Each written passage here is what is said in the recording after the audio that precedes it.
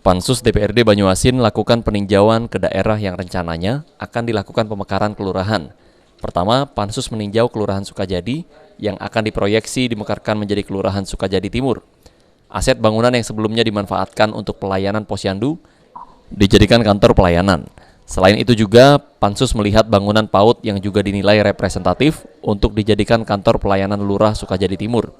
Pansus juga berdialog langsung dengan Lurah terkait keabsahan dokumen tanah dan bangunan, serta juga melihat lokasi pemekaran di Kelurahan Tanah Mas Indah. Lantaran belum memiliki bangunan, sementara warga menyediakan bangunan mereka untuk kantor pelayanan Lurah sementara.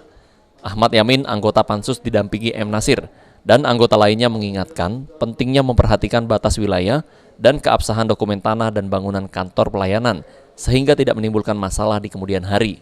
Dari Pansus 2 ini turun ke lapangan. Turun ke lapangan yang terutama masalah perbatasan. Perbatasan antara kelurahan yang induk dengan kelurahan yang dimekarkan itu harus jelas. Karena itu salah satu persyaratan nanti akan menjadikan verifikasi di provinsi maupun di Kemendagri. Yang kedua, lokasi rencana pembangunan. Itu harus memenuhi standar, baik luas maupun presentatif yang bisa dijangkau oleh masyarakat. Dan juga setelah kami turun ke lapangan, kami lihat alhamdulillah ya Pak ya, alhamdulillah perbatasan itu sangat jelas karena dibatasi oleh jalan yang melintas, tidak membatasi rumah penduduk tapi dibatasi dengan jalan yang melintas. Sebelah kanan dan sebelah kiri jalan itu Kelurahan Induk dan Kelurahan Pemekaran.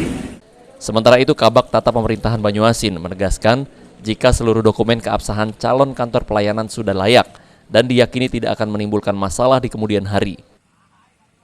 Ya, alhamdulillah dari beberapa lokasi yang sudah direncanakan untuk kantor lurah ini sudah ada hibah dari pemilik, dalam hal ini pengembang Pak Lurah ya, pengembang sudah melalui Pak Lurah, sudah sampaikan ke camat, dan itu nanti menjadi dasar kita kepemilikan nanti menjadi aset pemerintah Kabupaten Banyuasin.